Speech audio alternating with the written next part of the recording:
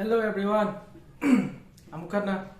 khurumjari taramna ukjari aigi mathangi video Longan bus world live channel asigi next video ni sisina aina ima gaiga mukbang tawda comment pibirakpa like tawbirakpa da subscribe masing hembirakpa yengbiba mayambu amukana khurumjari makata na aigi video bu sum yengbiu adagi like tawba comment comment khayam tawbiru adagi kari mukbang do kai do entertain taw ningba leresu haibirabu ado ngasi gi yam kanaba video amani na khanjai ado aina mamagi mukbang video da haigiba scheme do adugi matang da ai ngasi haijarage ado yamna aina haidana singdana haijabdina jade aina kitang khanguba aina taroba paw phangbagi mayamju khanghanjaningdana haijarakpani mayamna budi hana khangbirabani ado video ji hawdringaida Longan bus world haiba channel asi mayam subscribe tawbiramu like tawbiramu comment tawbiramu video yengaga adagi makata nai phaja phajaba nungai video semba ngamboi jage ado aina haiba matamda soigiba lankiba yarogaju mayam ngapi gani ado ai haujarage video si scheme jigi maming je chief minister covid-19 affected livelihood support scheme haibne bako masigi scheme je manipur gi social welfare department na handaki covid-19 sijina solaba di taking piraba praja tolop ngop chahudaba jingi damakta khallaga hawdokpa scheme ni masi lupa lising manga imung amagi mi ama one beneficiary per family habne bako adu duna phangba yagani ado lupa lising manga je anirak thongna changkani amana August September dam changkani amana October November da ama anirak thong changkani ado masi karma mine apply to yagani kamaine apply to gani adagi masi karma mine yaroi haiba jingdo moi haijarage document na kai chang khot pa haibdo adagi my form na kai dagi phangani ko kane puno ma haijarage myam muna tabiro ado masi je kana na apply to yaga dagi haiba matam da ko masi koi manipur da laiba mi domicile manipur gi domicile paiba mioi ma yagani adagi nomagi khusuman talaga hingjaba kanguna yagani adagi arap mafam da sorok semba yauba chingak yauba chika ge thabak tawda level oiba kangu moine yagani adagi yumda business macha tawraga hingjaba kangu haidi khudam moina achapot chabagumba leina sumba myam macha tawjaba moju yagani adagi public transport driver singdo magic driver adagi diesel auto driver bus driver adagi kaino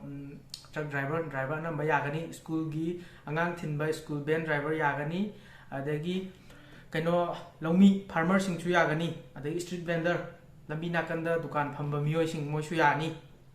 adagi phisalon sa tawna hingba adagi artist isai nomai taw gangu ju yagani ado si jingje sigi mathakta karamba yagadagi hai matamda khoi gi ration card paiba mi aduga mathangdana khoi job card holder kangu MGNREGA gi ma kaino job card holder kangu adagi kisan card paiba PM kisan gi beneficiary kangu adagi CMST card chief minister gi haksel temba gi khoi hospital card am paiba adugumba adagi PMUY gi card paiba kangu khoi gi ujala yojana gas phangba kangu do nupi da moi paiba law yani adagi PM Sabanidhi beneficiary aduna Sabanidhi na khoi kaino gi street vendor gi moi scheme ama adugi beneficiary kangu yani adagi CMST amadi CMAT beneficiary kangu chief minister gi sotharaba tengbang moi kangu adagi PMAY pradhan mantri awas yojana khoi yum ga saba kaino tawbudo adumba loan beneficiary phang kangu moi ju yagani hojike kaino gi PMAY je ani ni ko gram panchayat adagi amana urban ani gi phang kangu aduma yani adagi SBM khoi gi toilet saba kangu Swachh Bharat mission tawbudo adugi toilet akoi low class ki adagi rural ga urban ga ani thong ba kanaba phangidana adugi kanaba phangiba imungdo aduju yani bako aduga karam na yaroi dagi haiba matamda akoi gi government gi thabak tawba saka thabak tawba tolop chaba kangu moi gi tolop chaga tolop na hingba moi ma yaroi adagi pension chaba mi moi ma yaroi income tax GST adagi akoi tax thibudo koi thabak business kuma kai kuma tawgi tax thiba kangu moijo yaroi ba si jingje paisa paiba chingre moije aduga ꯆꯍꯤ 53 ꯒꯤ ꯃꯈꯥꯗ ꯂꯩꯕ ꯃꯤ ꯑꯃꯇꯅ ꯃꯁꯤ apply ꯇꯧꯕ ꯌꯥꯗꯦ ꯍꯥꯏꯔꯤ ꯑꯗꯨꯒ ꯃꯈꯣꯏ ꯁꯤ ꯐꯣꯝꯁꯦ ꯀꯩꯅꯣꯗꯒꯤ ꯋꯦꯕꯁꯥꯏꯠ ꯑꯩ ꯍꯣꯔꯦꯟ ꯗꯦꯁꯀ꯭ꯔꯤꯞꯁꯟꯗ ꯑꯩ ꯂꯤꯡꯛ ꯄꯤꯖꯔꯝꯒꯦ ꯑꯗꯒꯤ ꯗꯥꯎꯟꯂꯣꯗ ꯇꯧꯕ ꯌꯥꯒꯅꯤ ꯑꯗꯨ ꯀꯩꯒꯨꯝꯕ ꯁꯨꯝ ꯈꯨꯗꯣꯡꯆꯥꯗꯕ ꯂꯩꯔꯒꯁꯨ ꯑꯩꯉꯣꯟꯗ ꯗꯥꯏꯔꯦꯛ ꯀꯟꯇꯦꯛ ꯇꯧꯕꯤꯔꯛꯎ ꯑꯩꯉꯣꯟꯗꯒꯤ ꯐꯣꯝ ꯀꯩꯀꯥ ꯑꯩ ꯃꯇꯦꯡ ꯄꯥꯡꯖꯒꯦ ꯑꯗꯒꯤ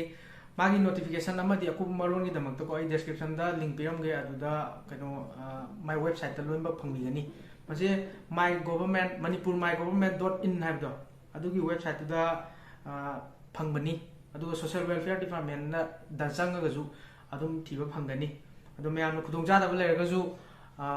अदुम मतेंग पांगजगे आई कमेंट अदुम हाइबिरउ अदुगा एप्लीकेशन जे लास्ट डेट से अगस्त की डेट 7 2020 को 1 सिदा लास्ट डेट ओइदमे अदो हौजौजिकिदी ऑनलाइन की ओइना ऑनलाइन खुथांगदा एप्लीकेशन थाजन बजे याजी अदुबु डिपार्टमेंट दी मसी अथु मतमदा यानबा तौरा अनेना बुदी पाव फंगी अदो याबगा आइजु दुम कनो तौजरके अपडेट तौजरके फॉर्म जे आई सिदा उचरिबसिनेबको अदो सिदा मिंग थाबिरो अदगी माय चाही चंगनी अदगी नुपा नुपी मेल और फीमेल चंगनी मागी मपा ममिंग नत्र नुपा ममिंग अदगी एड्रेस डिस्ट्रिक्ट सिदी इराय लायर बंगाक्तनी ऑक्युपेशन कै थबक तौई आधार नंबर अदुमा चंगनी अदगी खोय हजु आधार फंगद्रिबो मियोगी दमक तो ओइरने खोय डीसी दगी खोय चे म लौनेबको अदु चेदो हजिगी आधार आईडी कार्ड हाइजिदा डीसी दे लौब चेदो अदु हापीगदबनी अदु आधार लेबा मीगिदी आधार नंबर दुम हापीरो यारे मोबाइल नंबर हापीरो बैंक अकाउंट डिटेल्स हापीरो साइ साइ अकाउंट तो सी नंबर 12 सुबैजिदा यावरजे इंक्लूजन क्राइटेरिया फुलफिल लाइजे सिजना कोइ ngसाइगी आइजे जॉब कार्ड होल्डर नि अदगी आई सीगी कार्ड ले हाय पोतो अदु जिंग अराइबदो एबी अनि थोना अराइबदो हापीरो अदुगा आई सिदा यावबा याय हाइबदो माना उत्तुइनेबको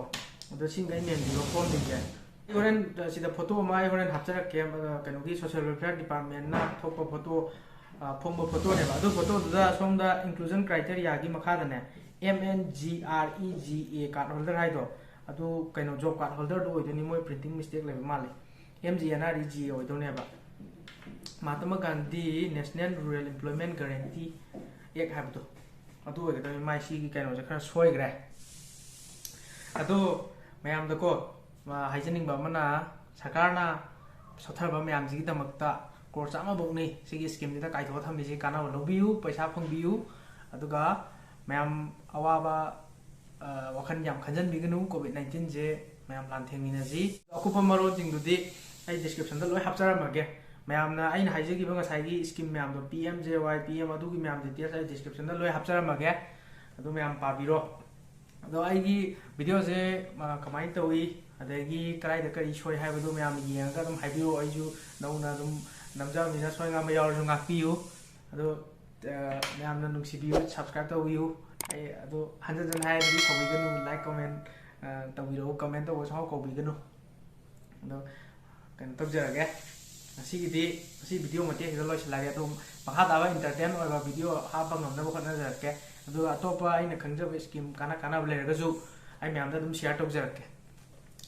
खुरुमजरी थैंक यू मयाम।